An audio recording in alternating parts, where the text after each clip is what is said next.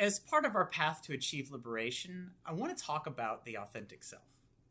I'm proposing a new psychological model of self that integrates ideas from Carl Jung's shadow self and shadow parts, Carl Rogers' congruence of ideal self and self-image, the Buddhist teaching of the middle path, and existential psychotherapy.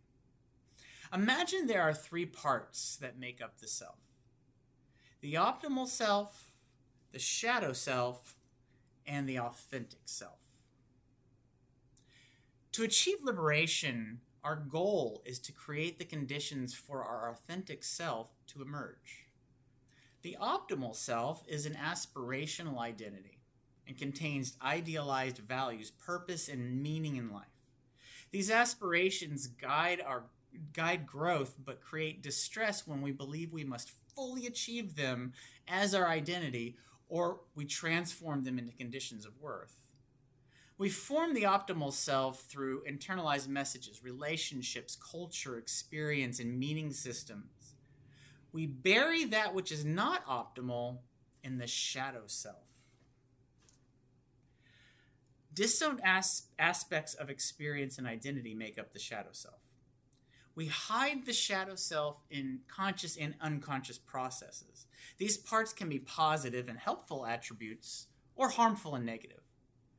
We may be aware of them or not, but we keep them buried because we believe they are intolerable, unacceptable, or because suppressing them once helped us survive.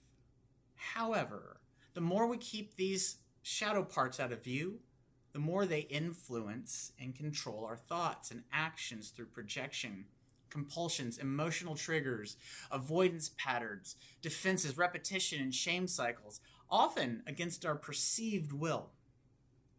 How this plays out in life is in opposite actions. Imagine the optimal self as a bright light. As we move toward the optimal self, we cast a shadow just out of our awareness. But the shadow unconsciously steers us away from our goals. Because the unconscious stays in the shadows, we do not understand why we keep failing. We blame others, outside sources, fate, or divine will. The shadow self is not bad, and we don't need to fight against it or banish it. To create the life we want, we need the authentic self to emerge. The authentic self is not a fixed destination. Rather, it's an ever-changing process of continued integration of aspirations in the optimal self, along with disowned shadow aspects, with increasing awareness. Integration involves bringing these disowned or idealized aspects of self into conscious awareness and into active relationship with our present experience as thoughts, emotions, sensations, impulses, memories, relationships, and lived reality as they arise.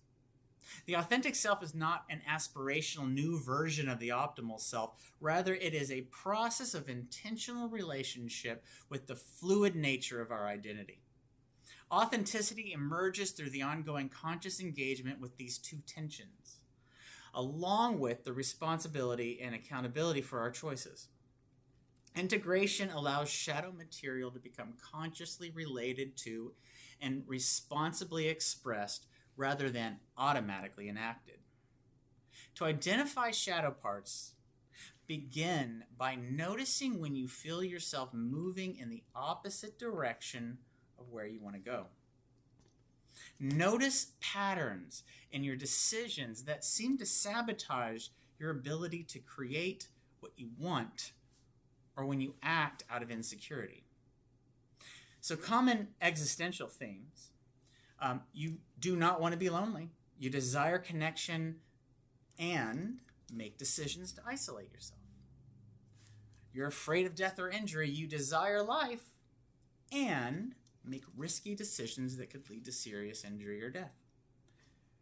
You want to pursue purpose for your life. You desire meaning and purpose, and you continue to engage in experiences that are meaningless.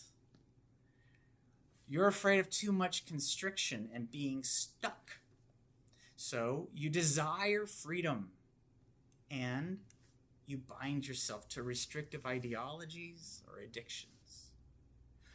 Bring these themes into awareness.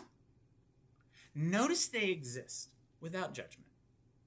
Bring them into the light and let them exist as part of yourself.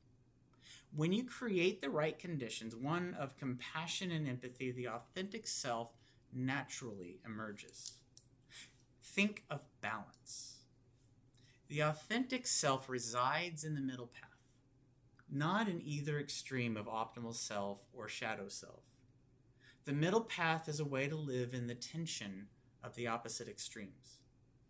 With awareness, intention, and compassion, in this environment, the authentic self thrives and flourishes.